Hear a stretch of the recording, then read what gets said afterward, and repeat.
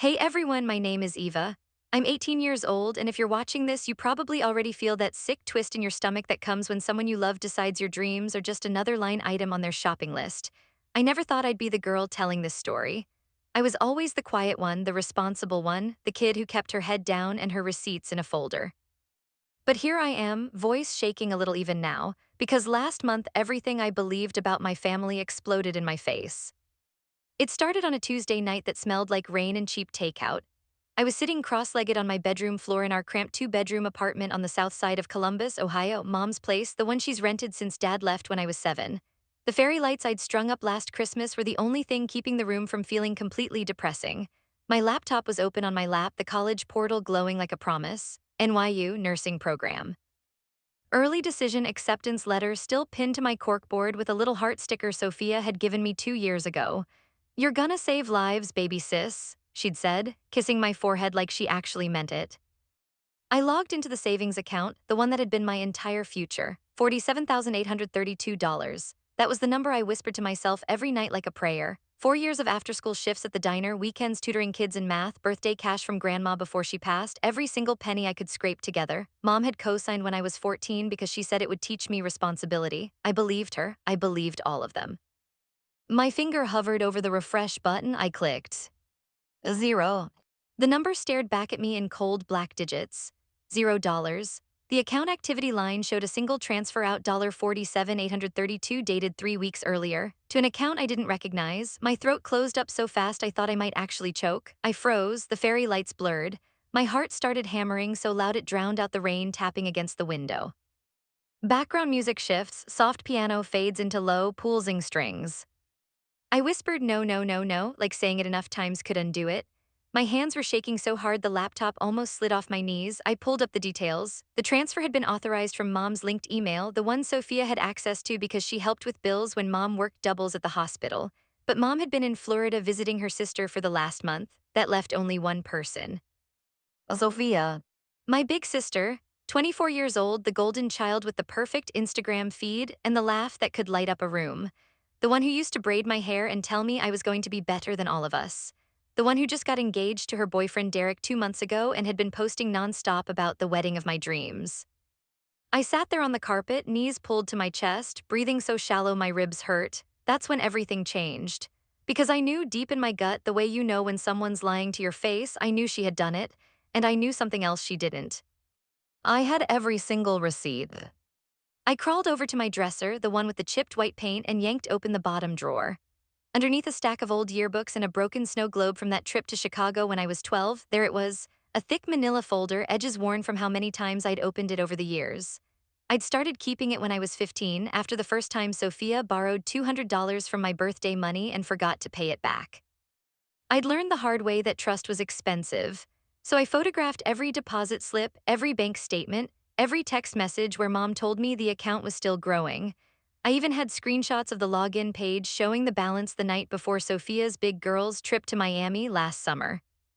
I opened the folder and the papers spilled across my lap like evidence at a crime scene. My breathing slowed. The panic didn't go away, but it sharpened into something colder, something that felt a lot like steel.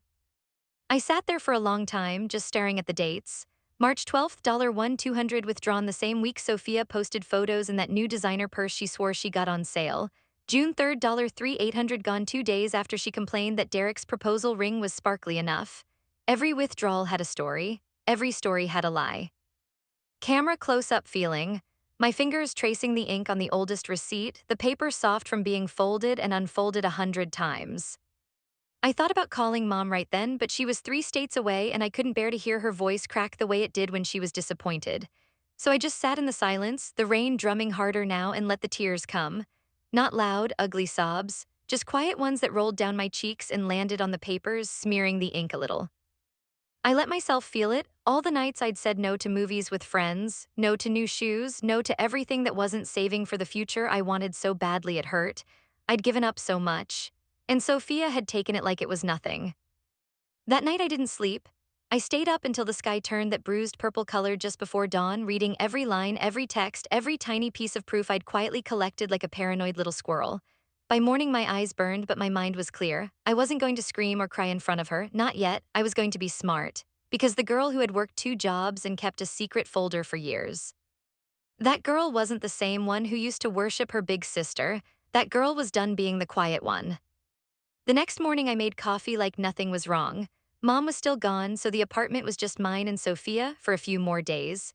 She strolled into the kitchen around 11, hair in a messy bun, wearing the silk robe Derek had bought her for her birthday, the one that probably cost more than my entire prom dress. She looked glowing, radiant, the future bride. "Morning, baby sis," she said, kissing the top of my head the way she always did. Her voice was honey. "You look tired, late night studying." I forced a smile, something like that. My voice didn't even shake. Inside, though, my stomach was a knot of rage and grief so tight I thought it might snap my spine. She poured herself a cup and leaned against the counter, scrolling her phone. "Hey, have you thought any more about community college? I was talking to Derek last night and he says it's honestly the smarter move. Saves money, plus you can live at home longer." She laughed like it was the funniest thing. "I mean, NYU, that place is crazy expensive anyway. You'd be in debt forever."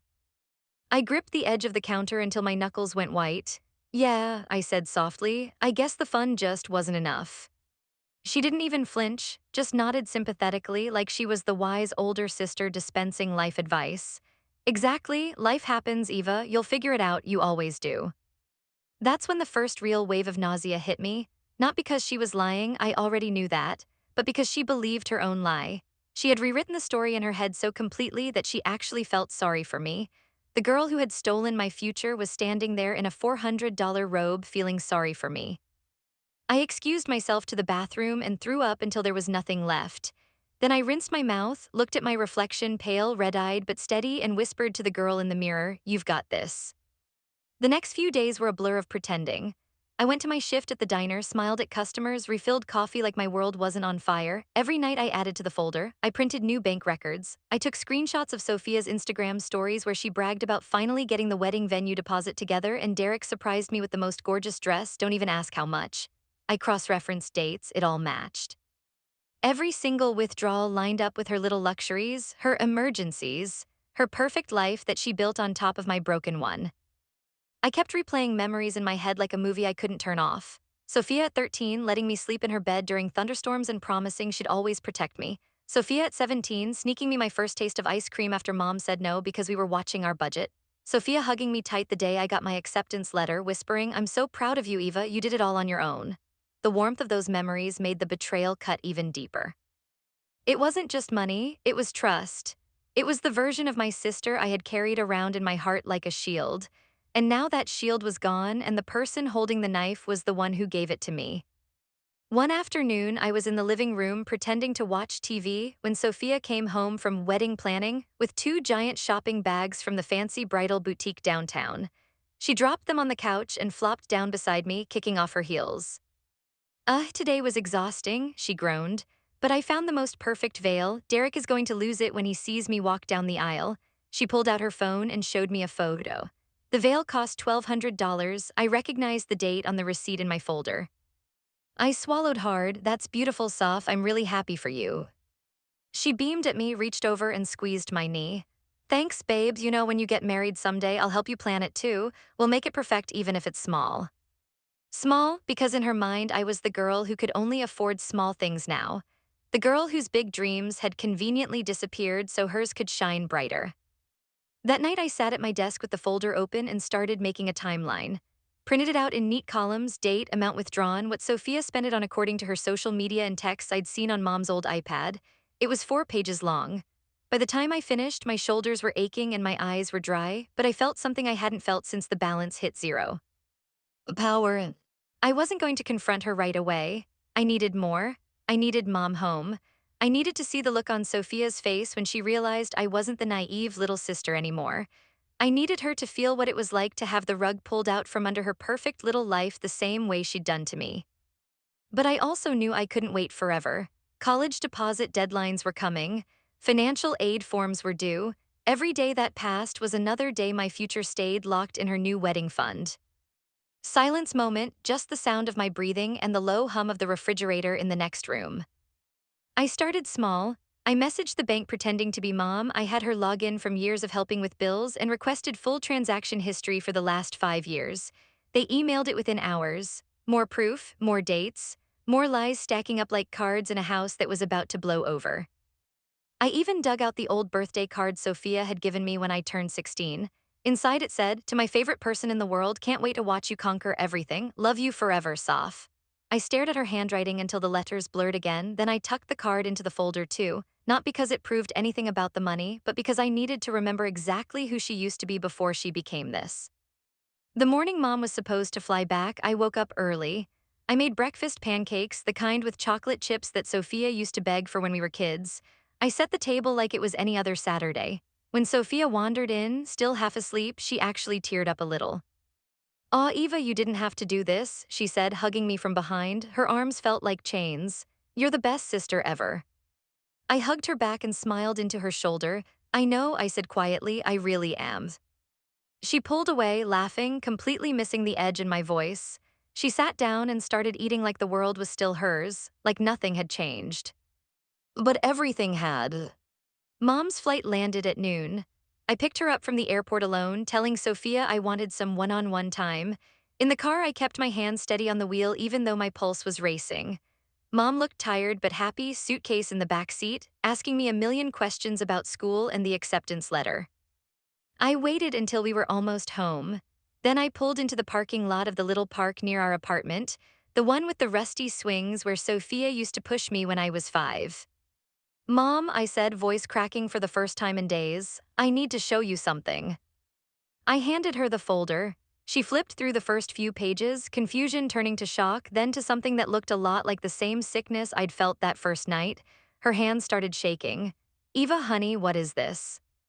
I told her everything, the zero balance, the dates, the wedding posts, the way Sophia had looked me in the eye and told me there was never enough money anyway. Mom's face went pale. She kept whispering, "No, she wouldn't, not after everything we've been through." But she knew, deep down she knew. We sat in the car for almost an hour. Mom cried. I didn't, I was past crying. I was in the place where hurt turns into something sharper, something that plans. When we finally pulled into the apartment complex, Sophia's car was in the driveway. Through the front window, I could see her moving around the living room, probably rearranging furniture for the perfect wedding photo backdrop she'd been talking about. Mom squeezed my hand so tight it hurt. "We'll talk to her together," she said, "as a family." I nodded, but inside I was already writing the script for what came next. Because this wasn't just about getting the money back. This was about making sure Sophia understood exactly what she had taken from me and what I was willing to do to take it back. We walked inside. The smell of the pancakes was still in the air. Sophia turned from the couch, smiling that big, bright smile that used to make me feel safe. "Hey, welcome home, Mom." She rushed over for a hug. Mom hugged her back, but it was stiff. I stood in the doorway, folder tucked under my arm like a shield. Sophia noticed. Her eyes flicked to it, then to my face. "What's that?" she asked, still smiling, but something cautious had crept into her voice. I took a slow breath. The air felt thick, like right before a storm. "Sophia," I said, my voice steady for the first time in weeks, "we need to talk about my college fund." She laughed, a short, nervous sound. "What, Eva, come on, we already talked about this, it's gone, life happens." I stepped forward and set the folder on the coffee table between us. The papers inside shifted, the edges peeking out like accusations. "No," I said, "it didn't just happen, you made it happen, and I have every single receipt." The smile on her face didn't disappear right away. It froze like a glitch in a video. Her eyes darted from the folder to Mom, then back to me. The silence stretched so long I could hear the clock ticking in the kitchen. That's when I saw it, the first flicker of real fear in my big sister's eyes. And I knew right then that the rest of this story was only just beginning. The silence in our living room was so heavy it felt like the walls were pressing in. Sophia's eyes stayed locked on that folder like it was a snake ready to strike. Her perfect smile had cracked, and underneath I saw the calculation happening, fast, desperate. Mom stood frozen beside me, still clutching her suitcase handle, her face a mix of exhaustion from the flight and the kind of heartbreak only a mother can feel when her kids turn on each other. "Eva, what is this?" Sophia finally said, her voice light but edged with that fake cheer she used when she was caught sneaking out as a teenager. "You've been keeping some little scrapbook? That's cute, but seriously, we don't need to do this in front of Mom the second she gets home." I didn't raise my voice, I didn't need to. "Open it, Sophia, look at the dates, look at the amounts, every withdrawal, every lie." She hesitated, then flipped the cover like it was nothing. But as her manicured nails turned the pages, her breathing changed. I watched her chest rise and fall faster. Page after page, bank stamps, my careful handwriting nodding Sophia's Miami trip photos posted same week. Screenshots of texts where she'd asked mom for the login just to check something. Instagram stories of her trying on wedding dresses that cost more than my first semester's tuition. Mom stepped closer, peering over Sophia's shoulder. Sophia, honey, tell me this isn't true. Tell me you didn't take your sister's money, the money your grandparents helped start for her, the money she worked for since she was 14. Sophia's head snapped up. Mom, come on, it's not like that. There were emergencies. Derek and we had bills. The wedding venue wanted a huge deposit or we'd lose the date. Eva's only 18, she has time to figure things out. I was going to pay it back, I swear. Background music shifts, tense strings building under the dialogue, low and throbbing. I laughed, but it wasn't funny. It was sharp, bitter, the kind of sound that comes from somewhere deep when your heart's been stomped on. Pay it back with what's off, the money from your emergency shopping sprees, the cash you spent on that bachelorette weekend in Nashville while I was picking up extra shifts at the diner, smelling like grease and coffee so I could afford textbooks I might never buy now. Her eyes flashed with something, anger, maybe fear, maybe both. You don't understand what it's like, Eva, planning a wedding, being the one everyone looks at. Derek's family expects certain things. You've always been the smart one, the responsible one. Mom and we sacrificed for you. This is family. Family helps each other. Family, the word landed like a slap. I thought of all the nights Mom worked doubles so we could eat, how I'd skipped school dances to save every dollar, how Sophia used to be my hero. Now she was rewriting history right in front of me, making herself the victim. Mom sank onto the couch, hands covering her mouth. How much, Sophia? All of it, $47,000. Sophia shifted on her feet, avoiding our eyes.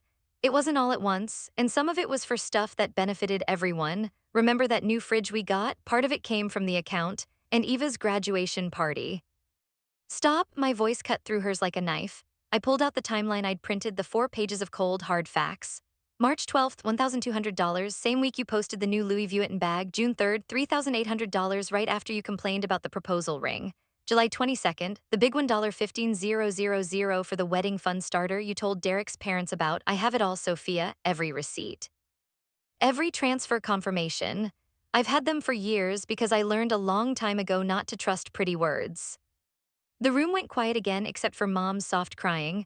Sophia's face crumpled, but I couldn't tell if it was real or another performance. She dropped onto the armchair, head in her hands. Eva, I was desperate. Derek lost his job for a bit. The wedding was falling apart. I thought if I could just get us started, I'd replace it before you noticed. You're my little sister. I love you.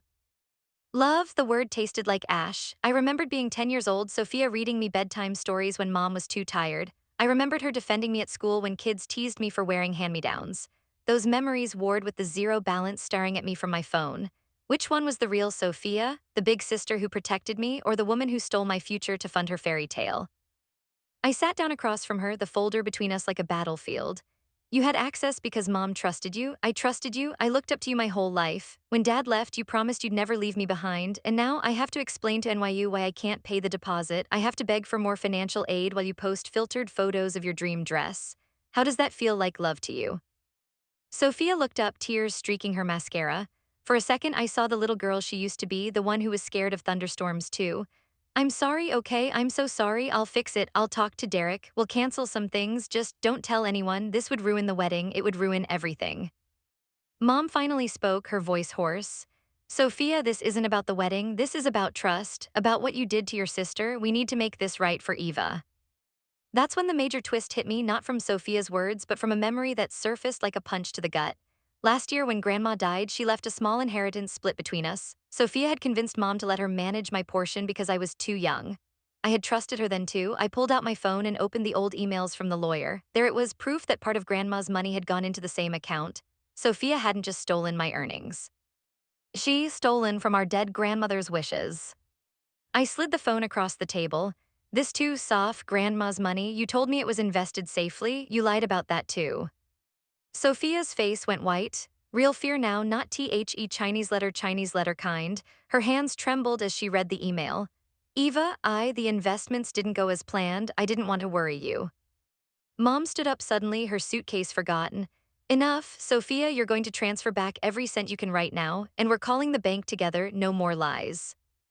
But Sophia didn't move. She just stared at the papers, the fight draining out of her, or so I thought. Then she whispered something that made my blood run cold.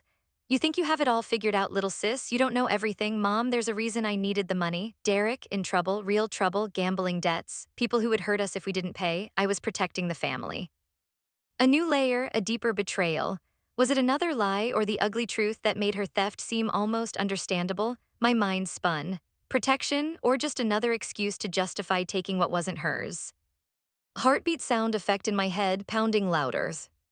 I stood up, legs shaky but voice firm. Then we go to the police or we tell Derek's family, but you don't get to steal my future and call it protection. I have the receipts, Sophia, all of them, and I'm not the scared little sister anymore.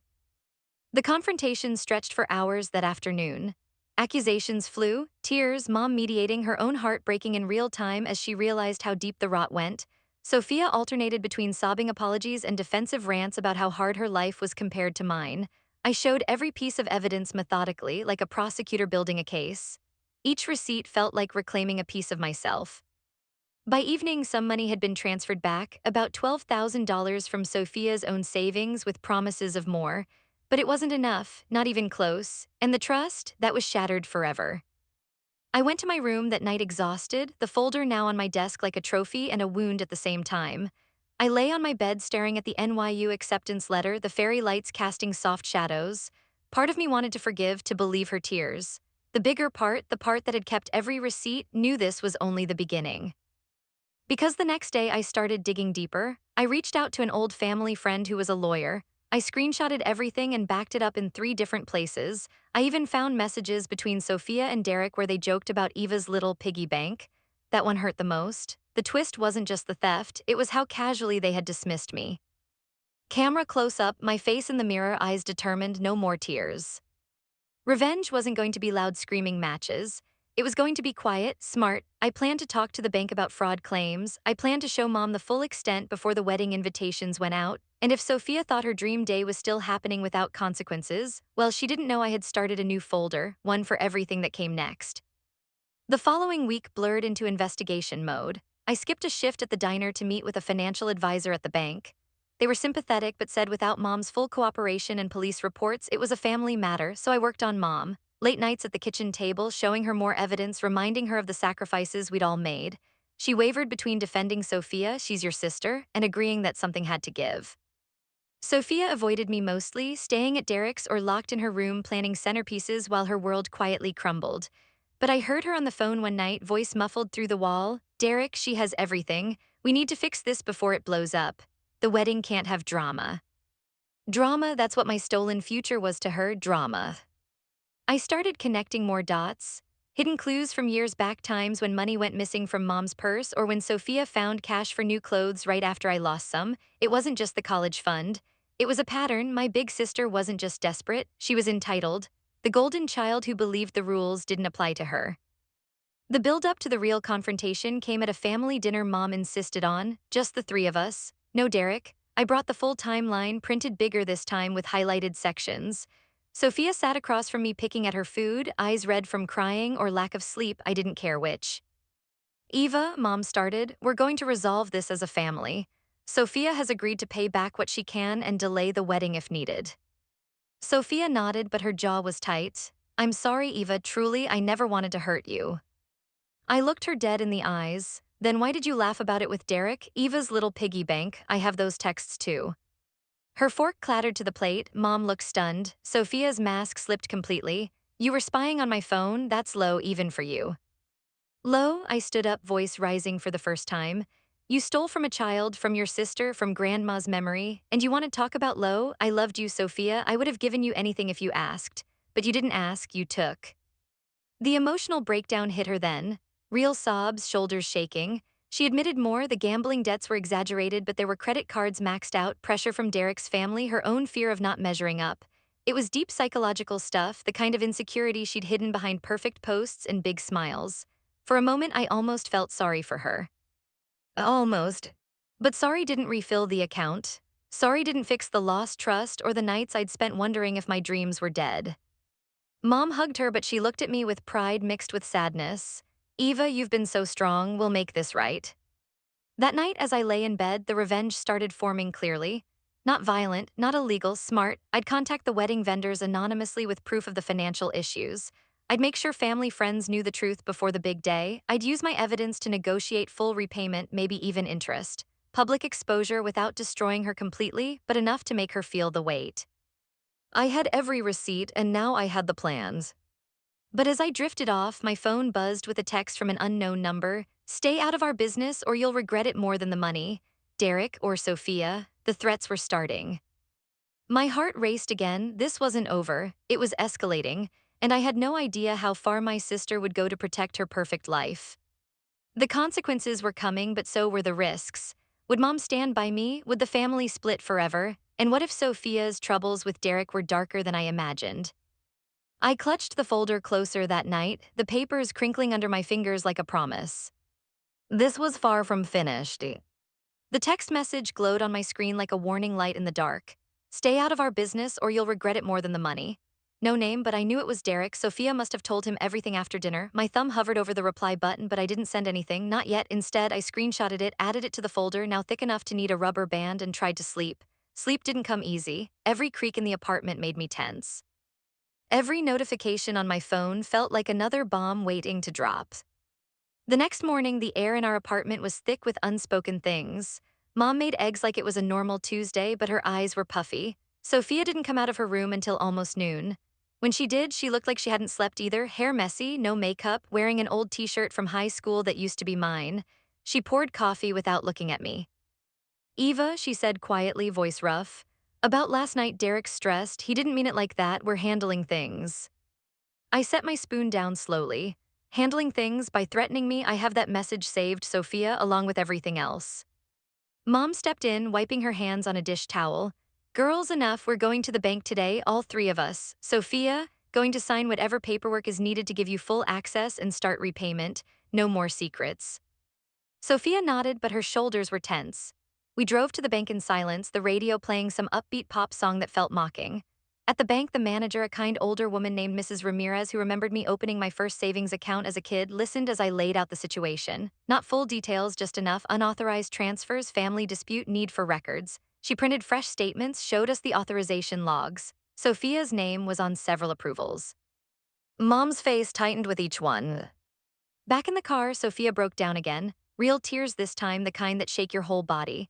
I was scared, okay, Derek's debts, they're from before me, but his family blames me for not helping fix them. The wedding was supposed to make everything better, show them I was worth it. I took from the fund because it was there, easy. I told myself I'd replace it before Eva noticed. But then the deposits stopped coming in as fast and things snowballed. I listened from the backseat, watching her profile. Part of me, the little sister who once idolized her, ached. The rest of me remembered the zero balance. You could have asked me soft, talked to me like family. Instead, you stole and lied and made me feel like my dreams were too big for our family. She turned around, eyes red. Your dreams aren't too big, mine just felt urgent. I'm the oldest. I'm supposed to have it together. Mom pulled over into a parking lot near the park again, the same one where I'd shown her the folder. We sat there for what felt like hours. More stories came out. Sophia admitted to smaller thefts over the years, money from mom's purse, borrowing from relatives. It was a pattern rooted in insecurity, in wanting to look perfect, in fearing she'd end up like mom, working doubles alone, scraping by. Hearing it out loud was the major twist I didn't expect. My sister wasn't a cartoon villain. She was broken in her own way, and she'd broken me to try and fix herself. Silence moment, just the sound of traffic outside and mom's soft breathing. But understanding didn't equal forgiveness. Not yet. I told them both I needed time and space. That night I stayed at my best friend Mia's house. We sat on her bed eating ice cream straight from the carton while I spilled everything. Mia's eyes widened at the folder. Eva, this is insane. You have to do something big, not just get the money back, make sure she feels it. I nodded, but my revenge was going to be calculated. The next few days I dove deeper into investigation. I met with a free legal aid clinic downtown. The advisor, a sharp woman named Ms. Patel, reviewed my evidence. This is civil family matter mostly, but with the amounts and documentation, you have a strong case for restitution. Fraud claims if you push it, but think about what you want: money, relationship, or both. Both. I wanted my future and my sister to learn. I started documenting repayment agreements in writing. I printed copies of the threatening text and showed Mom. She was furious at Derek, protective of me in a way that warmed some of the ice in my chest. Sophia tried small gestures. She cooked my favorite pasta one night, left notes saying I love you on the fridge. But I saw her on her phone, whispering to Derek about damage control for the wedding. The invitations had already gone out. The venue deposit, partially from my money, was non-refundable. That's when my smart revenge started taking shape. I didn't sabotage the wedding outright. Instead, I reached out to a couple of key people privately. Grandma's old best friend, Aunt Linda, who had helped set up the original college fund. I sent her copies of the statements anonymously at first, then with my name. She was horrified, called Mom immediately. Family pressure started building from that side. I created a private Google Doc timeline, evidence impact on me, shared it only with Mom and the legal advisor for now, but the folder was growing. Screenshots of Sophia's wedding registry wish list, items way out of her normal budget, more bank records showing transfers to Derek's accounts. The emotional damage ran deep. I had nightmares about showing up to NYU orientation with nothing, days where I'd sit in class distracted, calculating how many extra shifts it would take to make up even half. My grades slipped a little. Mia dragged me out for walks, reminding me I was strong, but inside, the betrayal festered like a wound. One evening, Sophia cornered me in the kitchen after Mom left for a shift. She looked smaller somehow. Eva, the wedding is in 6 weeks. Derek's family is coming from out of state. If this blows up, it'll humiliate me. Us, can we please keep it quiet? I'll sign anything, pay what I can monthly. Just let me have this day. I stared at her, the girl who used to be my hero, begging now. You want quiet after you drained my account and threatened me through your fiancé? No, Sophia, you don't get to have the fairy tale built on my sacrifice without consequences. I'm not ruining your wedding, but I'm not pretending everything's fine either. She reached for my hand, I pulled away, the touch that once comforted me now felt foreign. Background music shifts, soft piano returning but with underlying tension.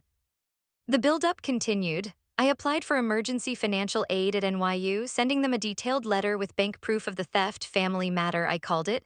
They responded positively, possible grants. Hope flickered, but every win felt tainted.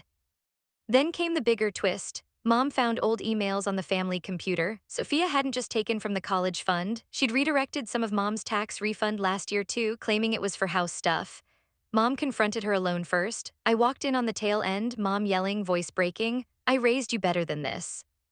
Sophia crumbled completely that night. She admitted the gambling wasn't just Derek. She started small bets online to win back what she'd taken, making it worse. It was a cycle.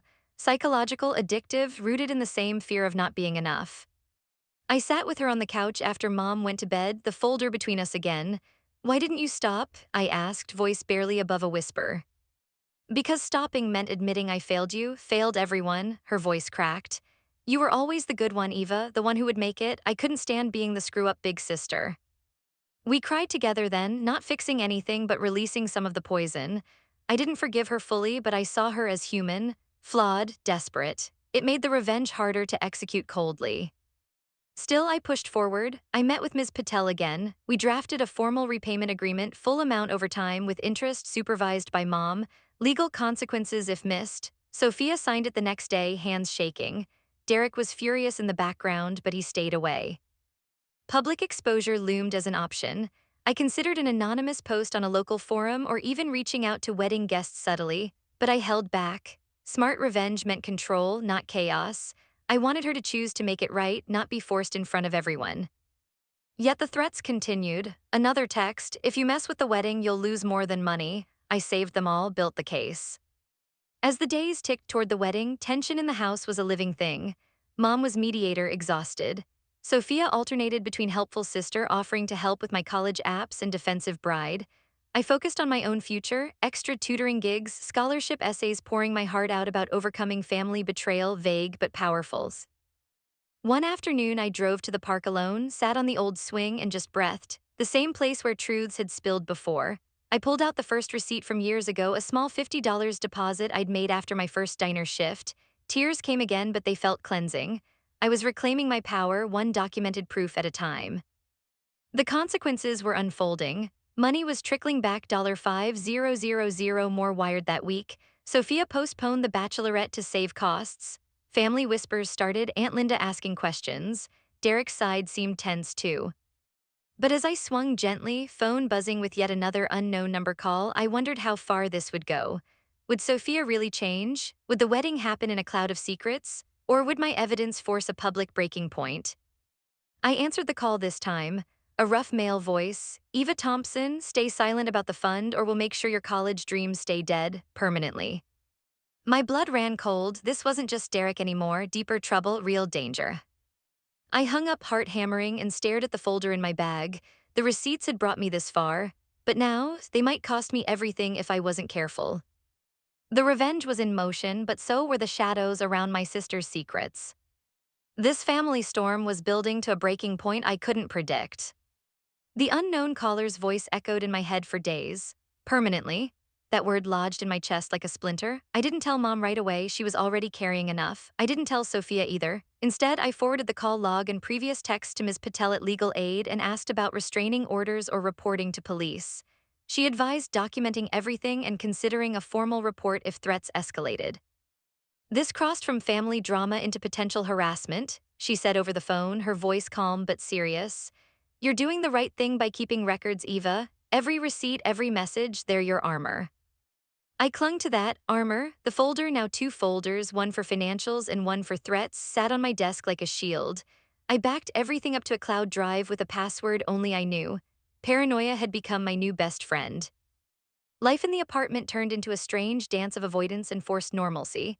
Sophia threw herself into last-minute wedding details, but the joy was gone from her voice. She'd snap at florists on the phone, then apologize to me with sad eyes, offering to do my laundry or buy my favorite snacks. I'm trying, Eva, she'd whisper when Mom wasn't around.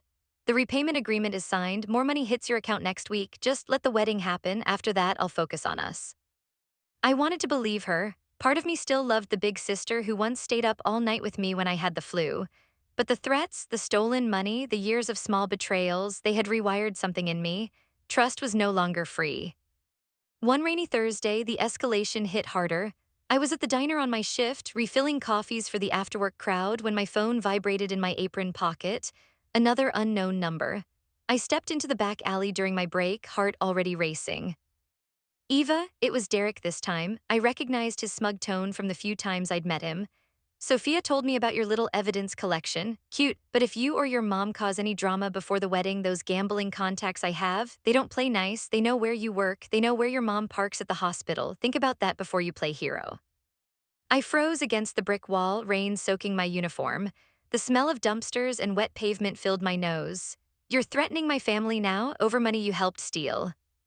He laughed low and mean. It's not a threat, it's reality. Soph made mistakes, but we're fixing them. Stay quiet, get your money back slowly, and everyone's happy.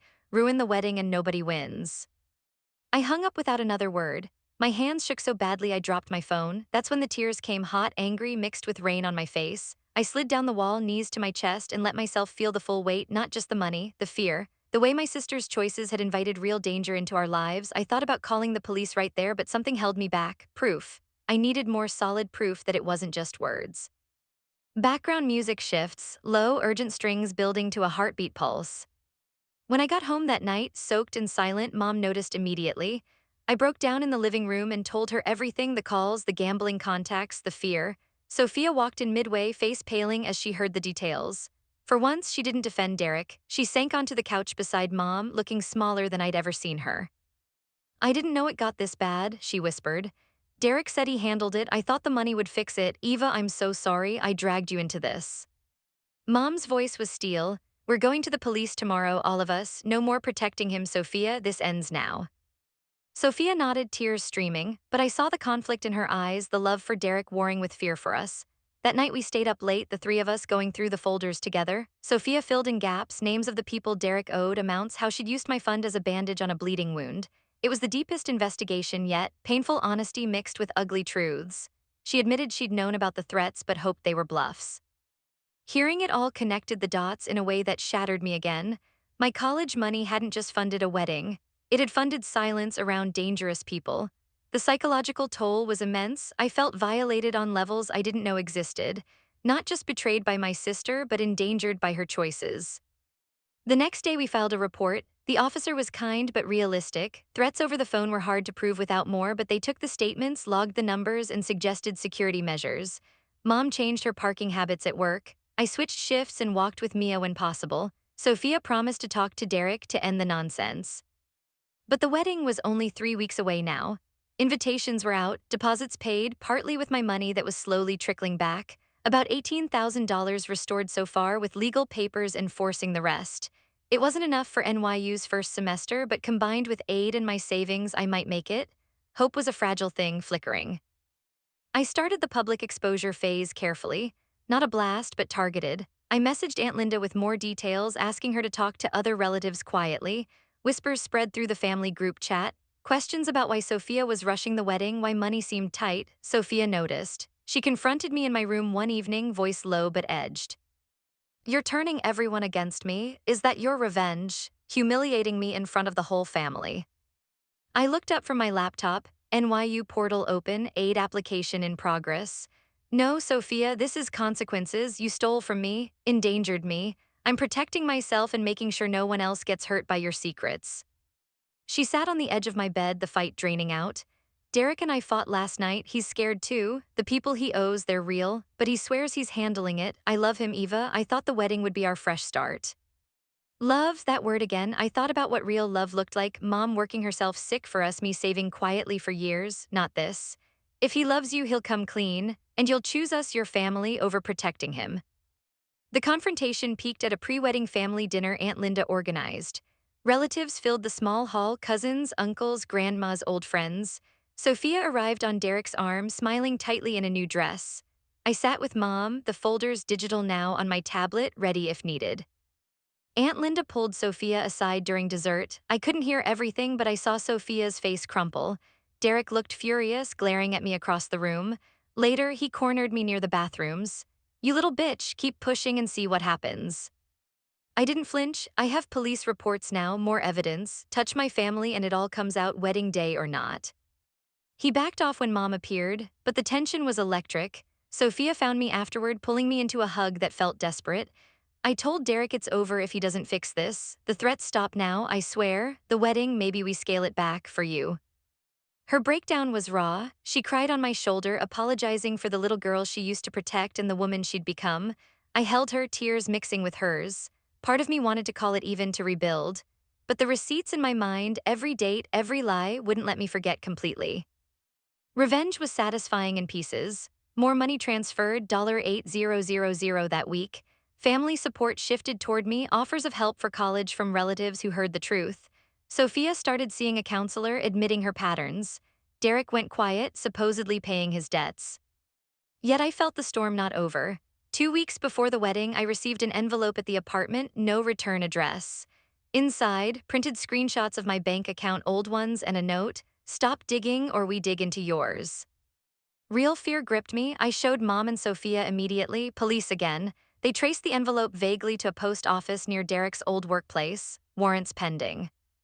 The wedding plans continued in a weird limbo. Sophia asked if I'd still be her maid of honor. I said I'd think about it. Inside, I prepared backup plans, a speech in my notes app, not for the wedding, but for the truth if needed. As the date approached, my emotions were a whirlwind. Love for my flawed sister, rage at what she'd done, pride in my own strength, the girl who kept every receipt and fought back. The cinematic drama of it all felt like a movie I was living, the quiet hero rising from betrayal. But late one night, as rain pounded the windows again, my phone lit up with a call from Sophia. Her voice was panicked, whispering, "Eva, Derek's gone, took some stuff. The people he owed, they came looking. I think we need your help. The evidence, all of it, please." My heart stopped. The consequences had arrived at our door. Was this the final twist, my sister truly choosing me, or another manipulation? I grabbed the folders, told mom, and headed to her location, pulse racing. Whatever came next, I was ready. But as I drove through the storm, headlights cutting the dark, I realized the full revenge, the complete healing, the ending to this nightmare, it was still unfolding. And I had no idea if we'd all make it through intact. The rain followed us across state lines like it refused to let go of the mess we were dragging behind. I sat in the backseat of mom's old sedan, the one with the cracked dashboard and the faint smell of hospital sanitizer that never quite left the upholstery. Sophia rode shotgun, her head against the window, eyes half closed but never fully resting. Mom gripped the wheel like it was the only steady thing left in our world. The folders, my armor, my proof, every receipt that had saved what was left of my future, were zipped inside my backpack at my feet. NYU move-in was 3 days away, but the text that had buzzed on my phone as we left Columbus still burned in my mind. Derek talked, "We know everything, this isn't over." We drove in stretches of silence broken by quiet conversations that peeled back more layers than I ever thought possible. Sophia spoke first, voice soft over the hum of tires on wet asphalt. I keep replaying the night I first transferred the money. You were at work, Eva. I told myself it was just a bridge loan. Derek was crying on the phone about how these guys would break his legs. I logged into the account Mom still had linked from when you were younger. One click. 47,000 gone in pieces over months. I hated myself the second it cleared, but I kept going because stopping meant admitting I'd destroyed my little sister. I stared at the back of her head, the messy bun she hadn't bothered fixing since the night Derek showed up at our door. I remember the exact day the balance hit zero. I was wearing the green hoodie you gave me for my 16th birthday, the one that still smells like your old perfume. I thought maybe the bank made a mistake. Then I saw your name on the authorizations. I wanted to throw up. I wanted to scream. Instead, I started printing everything. Because even then, some part of me knew I'd need proof to survive you. Mom's shoulders tensed. Girls, we've said a lot of hard things these past weeks, but we're here together. That has to count for something. It did and it didn't. The road stretched long and so did the story. We stopped for the night somewhere outside Pittsburgh in a cheap motel with flickering neon and thin walls. The three of us crowded into one room with two queen beds. Sophia and I shared the way we did when we were kids after Dad left. Her breathing was uneven. Around 2 a.m., she whispered into the dark, "Remember when I taught you how to braid your hair so tight it lasted all day at school? I never told you, but I practiced on my own hair first so I wouldn't pull yours too hard. I wanted to be the perfect big sister." I turned toward her in the dark. "I know, that's why this hurts so much. You were my hero, Soph. Then you became the person who taught me that heroes can steal your entire future if they're scared enough." She cried quietly. I let her. Then I reached over and held her hand the way she used to hold mine during thunderstorms. No words, just the sound of rain on the motel roof and Mom's soft snoring from the other bed. In that moment, the betrayal felt less like a knife and more like a scar, still tender but part of me now. The next day we kept driving and the conversations deepened. Sophia told us everything she'd hidden, layer after layer, like she was emptying a suitcase she'd carried for years. How the gambling started as fun with Derek's friends, small bets that snowballed when he lost his construction job. How she'd forged Mom's signature on some documents to access lines of credit. How she'd lied to me about Grandma's inheritance, claiming it was tied up in probate when really she'd used my portion to pay interest on Derek's debts. Every new detail landed like another receipt I didn't know I had, proof that the theft wasn't one impulsive act but a slow erosion of our family. I shared my side too, the parts I'd never voiced out loud. The panic attacks I hid in the diner bathroom when college deadlines loomed and my account sat at zero. The way I'd smile at customers while calculating how many years of double shifts it would take to recover. The nights I stared at my NYU acceptance letter and wondered if I should just burn it. Sophia listened without interrupting, her face pale. "I took your hope," she said finally. "I don't know how to give that back." "You can't," I replied, "but you can stop taking more." We crossed into New York State as the sun broke through clouds for the first time in days. The city skyline appeared in the distance like a promise and a threat at the same time. Mom found us a small Airbnb near the NYU campus for the move-in period, tiny, expensive, but ours for a week. Unpacking felt surreal. I hung the fairy lights from my Columbus bedroom on the new wall. Sophia helped fold my clothes into the narrow dorm dresser, her hands careful, almost reverent. That first night in the city, we walked around Washington Square Park. The fountain glowed, students laughed, life moved forward. Sophia bought us all hot dogs from a cart and we sat on a bench like tourists. "I canceled the wedding for good today," she said between bites. "Told Derek's family the truth, or most of it. They're furious at him, not me. His mom actually apologized to me for raising a son who would drag family into this." Mom nodded. "Good, truth has a way of cleaning house." But truth also invited new shadows. My phone buzzed while we walked back, another unknown number, this time a voice message. I played it on speaker in the safety of the Airbnb, gravelly voice, calm and chilling. "Eva Thompson, Sophia, we have copies of the bank transfers. Derek gave us everything before he disappeared, 30 grand still owed on the original loans plus interest. Pay by end of month or we visit your new dorm. We know the address. Nice fairy lights, by the way." The blood drained from all our faces. They followed us, or had eyes here already. Sophia's hands shook as she grabbed my arm. "This is my fault, all of it." I didn't panic this time, I'd grown past that. I saved the message, forwarded it to the detective back in Columbus and the new campus safety office email I'd already bookmarked. Then I opened the digital folder on my laptop, hundreds of pages now scanned, time-stamped, backed up in 3 countries. We document, we report, we don't pay criminals with my future again. The next 48 hours became an intense investigation all over again, but this time with city resources. NYU student support connected us with a victim's advocate. We met with campus police, showed every receipt, every threat. They increased patrols around my dorm building and issued a temporary no-contact advisory. Mom stayed longer than planned, sleeping on the tiny couch in the airbnb. Sophia refused to leave my side. During those tense days, we talked for hours, real, deep psychological conversations that rebuilt something fragile between us. Sophia opened up about her therapy sessions back home. My counselor says I have avoidant attachment and compulsive people-pleasing mixed with entitlement. I stole because asking for help felt like admitting failure. You never did that, Eva. You built everything quietly. I resented it and admired it at the same time. I told her about the nights I almost deleted the folder, almost forgave without proof, almost let love blind me again. Keeping the receipts wasn't paranoia, it was self-respect. I'm not the quiet little sister anymore, I'm the one who survived you. We cried, we laughed bitterly at old memories. We ordered too much pizza and watched bad reality TV in the tiny living room, pretending for a few hours that we were normal sisters in a new city. Mom mediated when old wounds reopened, reminding us both that healing wasn't linear. Move-in day arrived with bright sunlight and nervous energy. I carried boxes up the stairs of my assigned dorm while Sophia and Mom helped. The roommate, a girl from California named Priya, seemed nice, oblivious to the drama. As I set up my desk, placing the small photo of the three of us from before everything broke, Sophia stood in the doorway watching. "You did it," she said softly. "Despite me, I'm so proud and so ashamed at the same time." I hugged her tight. "Stay clean, Soph, pay what you owe, come visit when the dust settles. But if you ever lie to me again, the receipts come out publicly, no more blind trust." She nodded, eyes wet. "I understand, I love you, Eva." Mom hugged us both, then drove back toward Ohio the next morning, leaving Sophia and me to one last night in the city. We walked the streets, ate street food, talked until our voices went hoarse. Sophia told me more stories, how she'd almost confessed 6 months ago, but Derek convinced her to wait until after the wedding. How she'd saved screenshots of my balance herself, feeling sick every time she looked. Every confession added another layer to the emotional revenge. Not destruction, but accountability that forced her to grow. On the final morning before Sophia's bus home, we sat in a small cafe near campus. My phone stayed quiet for once. The creditors had gone silent after the latest police report, perhaps deterred by the paper trail I'd built. Sophia slid an envelope across the table. Inside, another $4,000 check and a handwritten letter. "I sold the engagement ring," she said. "And some of the wedding stuff. It's not everything, but it's honest. The rest comes monthly like the agreement.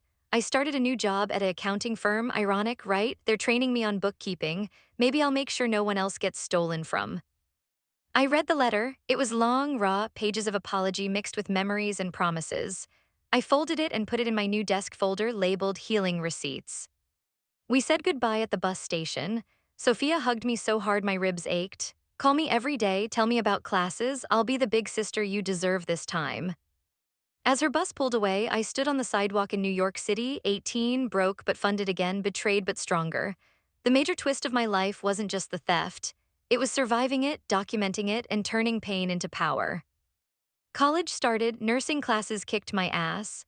Late night studying, new friends, the city buzzing around me, but the shadows followed in small ways. A suspicious car near campus one night, another vague text. I reported everything. My evidence folder grew into a full digital case file that campus security now referenced. Sophia called nightly at first. Progress reports on repayments, therapy breakthroughs. She started dating no one, focusing on herself. Mom visited once a month. Slowly, the family wove itself back together differently, stronger in the broken places. One crisp October evening, months later, I sat on a bench in Washington Square Park alone, leaves turning gold.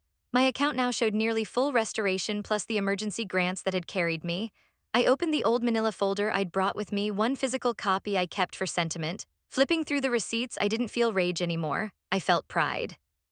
My phone buzzed. "Sophia? Hey baby sis, just paid the latest installment. Also, I got promoted. Using the skills I learned hiding money to now protect it for other people. Funny how life works." I smiled at the screen. "Proud of you, Soph, keep going." The story didn't end with fireworks or total destruction. It ended with quiet, hard-won consequences. Sophia lost her dream wedding, her fiancé, pieces of her reputation. I lost innocence but gained unbreakable boundaries and a future. We both lost the old version of our sisterhood and gained something real. Yet as winter approached and new threats stayed silent for now, I knew the final chapter might still be waiting. Derek was still out there somewhere. The creditors might regroup. Life in the city had its own dangers. But I had every receipt. And this time, I wasn't afraid to use them. For the first time in a year, I felt ready for whatever came next. Columbus, my phone on speaker with Sophia's panicked breathing filling the car. Eva, please hurry. They showed up at the apartment Derek was staying at. He grabbed his bag and ran. I'm at the coffee shop on Broad Street, the one we used to go to after school. I'm scared. They know about the money. They know about you. My hands gripped the steering wheel so tight my knuckles ached. The folders, both of them sat on the passenger seat like silent witnesses. Every receipt, every screenshot, every threatening text I'd saved. I'm coming, I said, my voice steadier than I felt. Stay inside, don't talk to anyone, Mom's behind me in her car. I glanced in the rearview mirror. Mom's headlights followed, her face pale under the streetlights. We left the apartment in such a rush she was still in her hospital scrubs. The wipers slashed back and forth, but nothing could clear the storm inside me. This wasn't just about the college fund anymore. My sister's mistakes had pulled real danger into our lives, and now it was chasing us through the rain. I pulled into the parking lot of the old coffee shop, tires splashing through puddles. Sophia was huddled in the corner booth by the window, hood up, eyes wide and red-rimmed. She looked nothing like the glowing bride from her Instagram posts. She looked like the scared big sister who used to hide under blankets with me during thunderstorms. The moment I walked in, she stood and threw her arms around me, her body shook. They said if the rest of the money isn't paid by the end of the week, they'll come for us. For you, Eva, because it was your account they traced some transfers from. Derek used your name on some paperwork to hide things. I didn't know, I swear I didn't know how deep it went. Mom burst in behind me, pulling Sophia into a tighter hug. The barista behind the counter gave us curious glances, but the place was nearly empty. We sat down, and for the next hour, over cold coffees and trembling hands, Sophia spilled everything she'd held back. Derek wasn't just in gambling debt. He'd borrowed from people who ran underground betting rings, guys connected to bigger operations in Cleveland.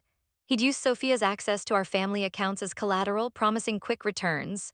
When that failed, he dipped into my college fund repeatedly, forging authorizations. Sophia had known about the first chunks but convinced herself the wedding would fix their cash flow. I thought love meant fixing his problems with me, she whispered, staring into her cup. I was stupid, entitled, I hurt you because I was too scared to face my own mess. Background music shifts, rain outside mixing with a low, haunting piano melody that builds slowly. I listened, the betrayal cutting fresh every time she mentioned a new detail. But underneath the anger, there was something else, pity maybe, or exhaustion. I pulled out the second folder, the one with threats. These texts and calls, they match what you're saying. We have to give this to the police tonight. All of it, no more protecting Derek. Sophia nodded, tears falling freely. He left me a note, said he'd handle it and come back for the wedding, but I think he's running for good. The wedding is in 12 days, Eva, 12 days. Vendors are calling, his family is flying in, and now this. We drove to the police station together. The detective on night duty took our statements seriously this time, printed call logs, the envelope with the note, Sophia's new details about names and locations. They issued a report, suggested temporary protection, and promised to look into the gambling ring. But as we left the station, the rain had eased into a drizzle and reality settled heavy. Protection didn't pay back the remaining $22,000 still missing. Protection didn't guarantee safety if those people got impatient. Back home at 3 a.m., none of us slept.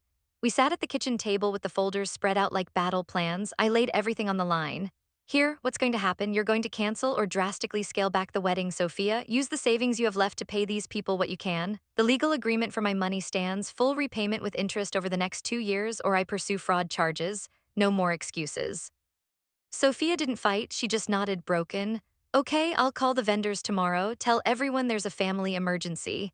Derek's gone, maybe it's over anyway. Mom reached across and squeezed both our hands.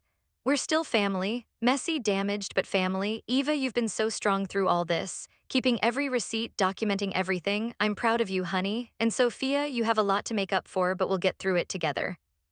That moment felt cinematic, the kitchen light casting long shadows, three exhausted women holding onto each other after years of cracks finally splitting wide open. But I knew the story wasn't over. Revenge, for me, wasn't about destruction anymore. It was about rebuilding on truth. The next week was a whirlwind of damage control and quiet power shifts. I took the lead in ways I never had before. I called Aunt Linda and explained the full scope, not to gossip, but to rally family support. Relatives started offering help, small loans for my NYU deposit, offers to Kasen if needed.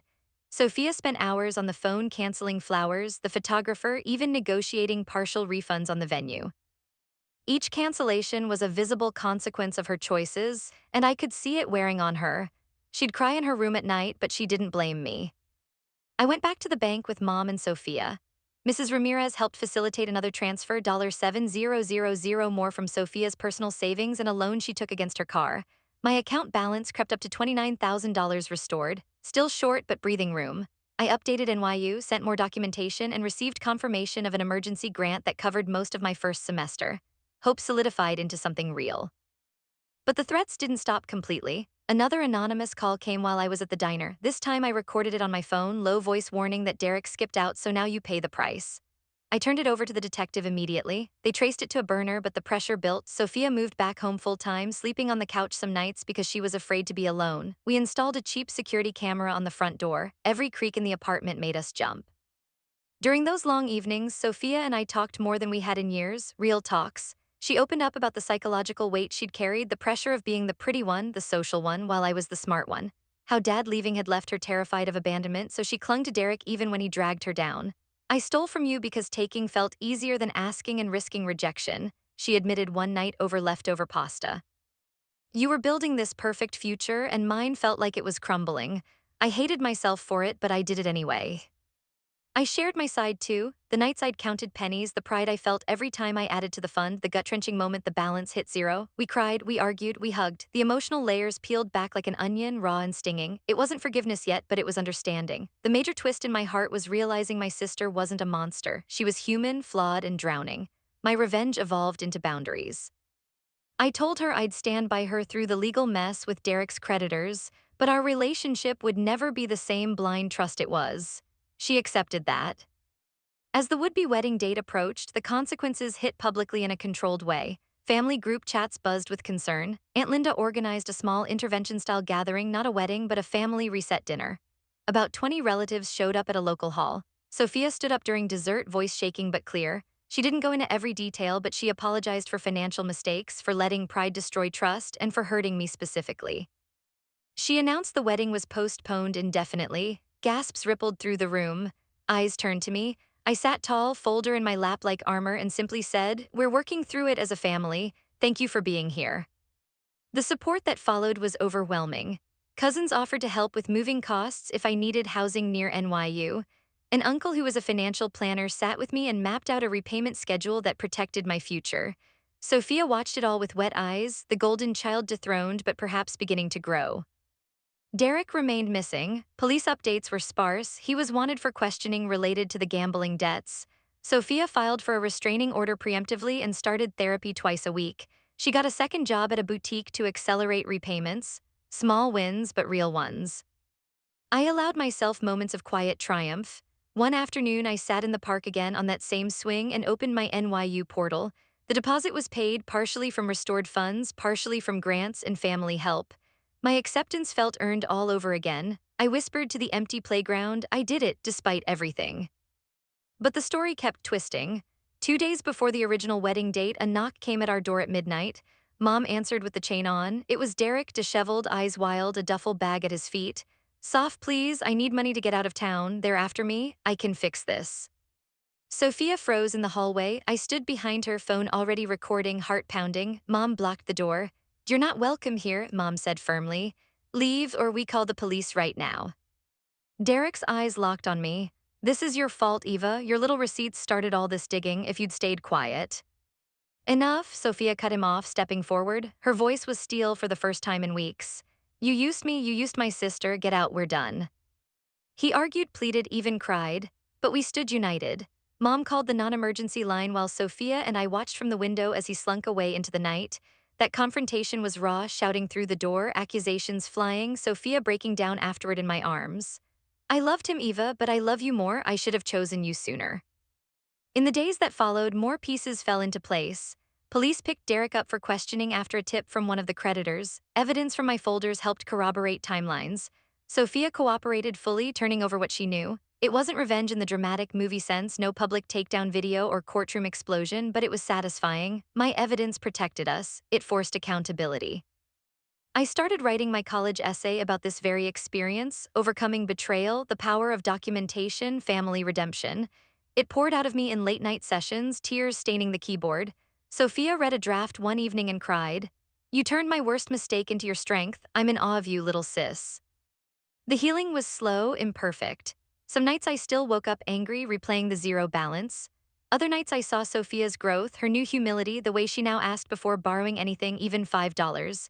She helped me pack for NYU orientation, folding clothes with care, sharing stories from her own abandoned college days. Yet danger lingered. One creditor reached out directly to Sophia via a lawyer, civil suit for the remaining debts. We faced it together, negotiating settlements using the repayment plan. My restored funds stayed protected. As summer edged toward fall, I stood in my room one last time, fairy lights still twinkling. The manila folders were now digitized and stored safely. I had every receipt and they had saved me. Sophia knocked softly, holding 2 plane tickets. Mom and I want to drive you to New York for move-in. A new start for all of us. I hugged her long and real. The embrace carried years of pain and the first threads of rebuilt trust. But as we loaded the car the next morning, my phone buzzed with an unknown number again. A text: "Derek talked, we know everything, this isn't over." My stomach dropped, the consequences were still unfolding. The people in the shadows hadn't disappeared. Sophia saw my face and squeezed my hand. "Whatever comes, we face it together now." I nodded, but as we pulled onto the highway toward my future, the road ahead felt both bright and uncertain. My revenge was complete in one sense, I'd reclaimed my life. But the full story of survival, of family fractured and mending, of threats that might follow me to college, that was still being written. The rain started again as we crossed the state line, washing the windshield clean. I leaned back in the seat, folders tucked safely in my bag, heart steady but alert. This chapter was closing, but the next one held shadows I couldn't yet see. The crisp October air in New York City carried the scent of roasted nuts from street carts and distant rain on the horizon. I sat on that same Washington Square Park bench, the old manila folder resting on my lap like an old friend who had seen me through war. Leaves skittered across the pavement in little golden spirals. My phone showed a new balance notification, another $2,500 from Sophia wired that morning. The account was now at $41,000 restored, not perfect but breathing, alive, mine again. I opened the folder one more time, fingers tracing the faded ink on the very first receipt from 4 years ago, $87 deposited after my first diner shift. Back then I was 14, braces still on, believing my big sister hung the moon. Now I was 18, braces off, moon long since fallen, and I was learning how to navigate by starlight instead. My classes at NYU were brutal in the best way. Anatomy labs at 8 a.m., where cadavers and diagrams replaced the fantasy of easy futures. Nursing ethics discussions that hit too close to family betrayal. I threw myself into it all, studying until my eyes burned, joining a study group with Priya and 2 other freshmen who had no idea about the storm I'd survived to get here. They saw the quiet, determined Eva, not the girl who once cried over a zero balance. But the shadows didn't vanish just because I crossed state lines. 2 weeks after Sophia's bus pulled away, the first new threat arrived, not a call this time, but a package delivered to my dorm, no return address. Inside, a printed photo of me walking to class 3 days earlier taken from across the street.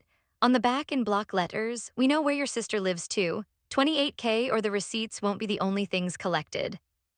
My hands shook so hard the photo fluttered to the floor. Priya was out at a club meeting. I locked the door, heart hammering against my ribs, and called Sophia immediately. "Eva," her voice came through clear, but I could hear the exhaustion in it. She was working her new bookkeeping job until 7 p.m. most nights, then therapy. "What's wrong?" I described the package in a whisper, already scanning the room for anything out of place. "They're here, in the city, or they have someone watching. I'm sending pictures to campus security right now." Sophia's breath hitched. "I'm so sorry. I thought with Derek in custody last month it would stop. He's still denying half the debts, trying to cut deals. The detective said the ring might be fracturing, but the loose ends, they're dangerous." We stayed on the phone for over an hour. She cried. I stayed calm, colder now, strategic. I photographed everything, timestamped it, added it to the ever-growing digital case file I kept in an encrypted app. Campus security arrived within 20 minutes, took the package, reviewed footage from the dorm entrance. No clear suspect. They assigned a safety escort for evening classes and suggested I vary my routes. That night I barely slept. The fairy lights glowed softly above my bed, but they felt mocking now. I stared at the ceiling and let the memories play like a private film reel. Sophia at my high school graduation, clapping loudest, then 2 months later draining the account while posting wedding mood boards. The contrast hurt less these days, but it still ached. Morning brought a video call from Mom. She looked older under the fluorescent lights of the hospital break room. "I'm coming up next weekend. We're not letting them win, baby. Your sister wired another payment this morning, took an advance on her paycheck. She's trying, Eva, really trying. I know, I said, but trying doesn't stop people who break legs for money. The weekend mom arrived, the three of us connected by video because Sophia couldn't get time off, held a strategy session in my tiny dorm room. Mom brought homemade cookies that smelled like home. We reviewed every new piece of evidence. Sophia had started her own small folder back in Columbus, copies of Derek's old messages, bank statements she'd quietly gathered after he ran. She was building her own receipts now. I told my therapist everything last session, Sophia said through the laptop screen. Her hair was shorter, professional, no more Instagram filter glow. She says guilt is useful only if it changes behavior, so I'm changing.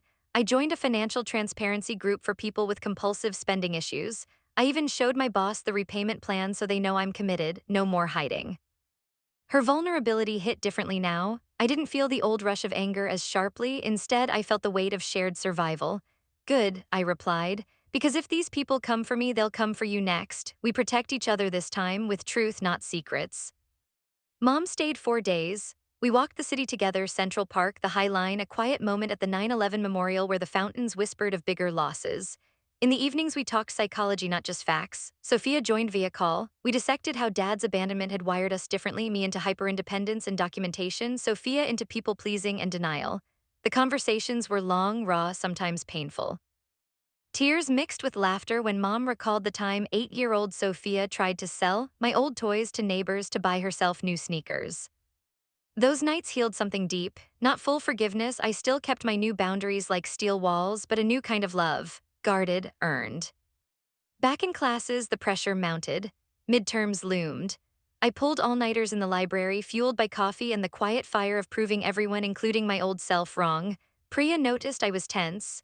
One night over cheap ramen in the dorm kitchen, she asked gently, "You okay? You get these calls sometimes and go quiet."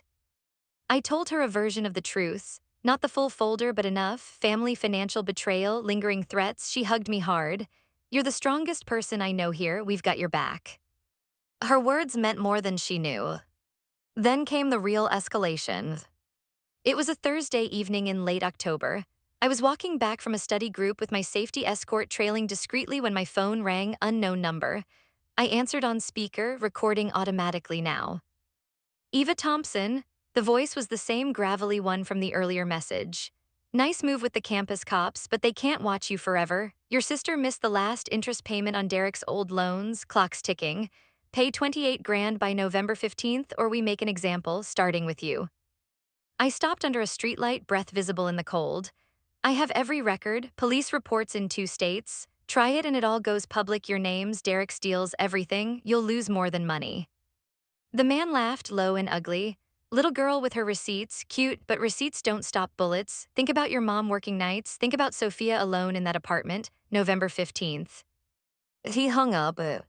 I stood frozen on the sidewalk as students flowed around me like nothing was wrong. My escort noticed and radioed for backup. Within minutes, 2 campus officers were with me, walking me straight to safety services. They reviewed the recording, escalated to NYPD. Detectives came the next day. My evidence folder, now thousands of pages, meticulously organized with timelines, affidavits, and cross-references, was gold to them. They linked it to an ongoing investigation into the gambling ring. Warrants were being prepared. Sophia flew up the following weekend on emergency leave from work. She looked thinner but determined, carrying a duffel of more documents she'd unearthed from Derek's old stuff. We holed up in the Airbnb Mom had booked again. The three of us pored over everything until 4 a.m. some nights. One particularly heavy conversation happened at 2 a.m. over cold Chinese takeout. Sophia set her carton down and looked me straight in the eyes. "I need to say this out loud. I didn't just steal your money, Eva, I stole your peace. Every time you smiled at me after I'd taken another chunk, I died a little inside, but I kept going because admitting it would mean I was the villain in my little sister's story. I was, and I hate myself for it every single day." The room went silent except for the distant hum of traffic. I let the words sit, then I spoke. "I know, I felt it in my bones the day the balance hit zero, but hating yourself forever doesn't help either of us. Use it, become the person who makes sure no one else suffers like I did. That's the only repayment I really want beyond the money." She cried hard, Mom held her, I joined the hug. It wasn't cinematic perfection, it was snotty, messy, real. The kind of moment that doesn't go viral but changes bloodlines. With Sophia in the city, we took proactive steps. She met with the NYPD detectives alongside me, provided sworn statements. identified voices and recordings, the investigation accelerated. One low-level associate was arrested in Jersey City with links to the threats. Pressure mounted on the ring. My safety escort became permanent for a while. I varied my schedule, stayed with Priya's friends some nights, never walked alone after dark. Through it all, college continued. I aced my first set of midterms despite everything. Professors noticed my resilience, one even pulled me aside after class to say my ethics paper on institutional and personal betrayal in healthcare was one of the strongest she'd read. I smiled quietly. If only she knew the personal experience behind it. Sophia stayed 10 days. We did normal sister things in between the fear. Late night bubble tea runs, people watching in the village, her helping me practice IV insertions on a dummy arm. She was surprisingly good at it. On her last night, we sat on the roof of the building, technically off limits, but the Raw liked us. The city lights spread out like scattered diamonds. I'm proud of the woman you're becoming, she said, shoulder against mine. Stronger than I ever was. I used to think I was protecting you by handling things. Really, I was just scared you'd outgrow me. I already have, I replied gently, but there's space for both of us now, different space. She left the next morning with a long hug and a promise to keep wiring payments. Another $3,000 hit my account before her plane even landed. November 15th came and went. No visit from the creditors. The arrests had ripple effects, two more taken in, the ring fracturing under law enforcement heat. My evidence had been key. Detectives told me privately that the detailed timelines and receipts made building the case exponentially easier. For the first time in months, the unknown numbers stopped. Life settled into a new rhythm. I thrived in my nursing program, made deeper friendships, even went on a cautious coffee date with a guy from study group named Alex who respected my boundaries when I said I wasn't ready for anything serious yet. Sophia kept her word, monthly payments steady, therapy consistent, new life taking shape. She started volunteering at a financial literacy nonprofit for young women. Mom visited for Thanksgiving. We cooked a small feast in the Airbnb kitchen, laughed until we cried remembering old family stories, and toasted to survival. The old wounds were scars now visible but no longer bleeding. Yet on the flight back after break, as the plane climbed above the clouds, my phone buzzed with a final unknown text. "This isn't over, Eva." Derek flipped. "He gave us your name as collateral, watch your back." My stomach twisted, the ring wasn't fully dead, new players, new grudges. I closed my eyes, folders safely in my carry-on, and breathed. I had every receipt. I had my sister back in a new way. I had myself, stronger, wiser, unbreakable. But as the plane carried me toward whatever came next in this long, twisting story of betrayal and redemption, I knew one truth above all. The receipts were still collecting. And I was ready.